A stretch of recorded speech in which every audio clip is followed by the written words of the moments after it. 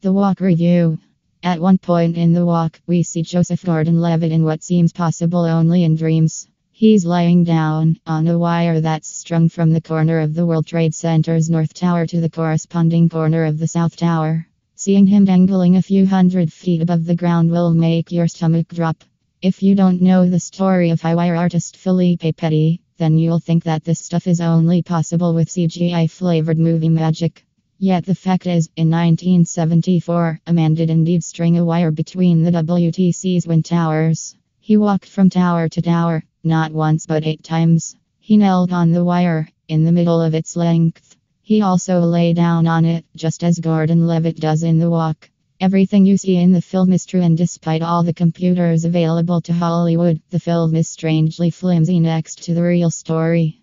Back in 1996, Susan Sontag wrote an article titled The Decay of Cinema for the New York Times. It was a scathing attack on Hollywood's greed and how it was, according to her, destroying cinema.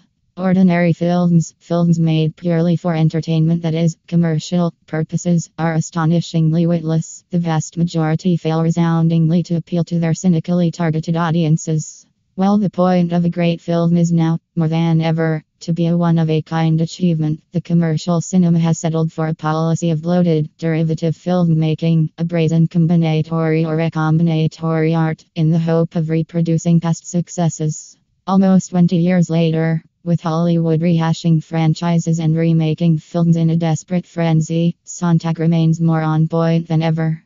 The Walk is proof of this. Directed by Robert Zemeckis, starring Joseph Gordon-Levitt and Ben Kingsley, it's the kind of film that we get excited about. Zemeckis is the man who made clever, delightful films like Who Framed Roger Rabbit, Death Becomes Her, Contact, and Forrest Gump. He loves using high-tech tricks to tell his stories, and he uses them well. Why would this man make a film that's effectively a remake of a celebrated documentary? The Walk is the story of high wire artist Philippe Petit, who walked on a wire strung between the 2 towers of the WTC, making history and creating unforgettable images of the tiny miracle of a man hovering over the shiny vastness of New York City. It was spectacular, magnificent, harmless, and thoroughly criminal. Petty's story has everything one needs to make a brilliant film about art, imagination, ambition, ego, and beauty. We know this because someone, James Marsh, to be precise, has already made that. Man on Wire, made in 2008 and winner of the Oscar for Best Documentary. In The Walk, just like in Man on Wire, Petit Gordon-Levitt, with an acceptable French accent and an unacceptable haircut, is the narrator. The film follows a neat chronology. For reasons unexplained, Petit is perched on top of the Statue of Liberty and he tells us his life in flashback. The only new bit that The Walk offers is the figure of circus performer Pop Rudy Ben Kingsley, who taught Petit the tricks of the high wire trade.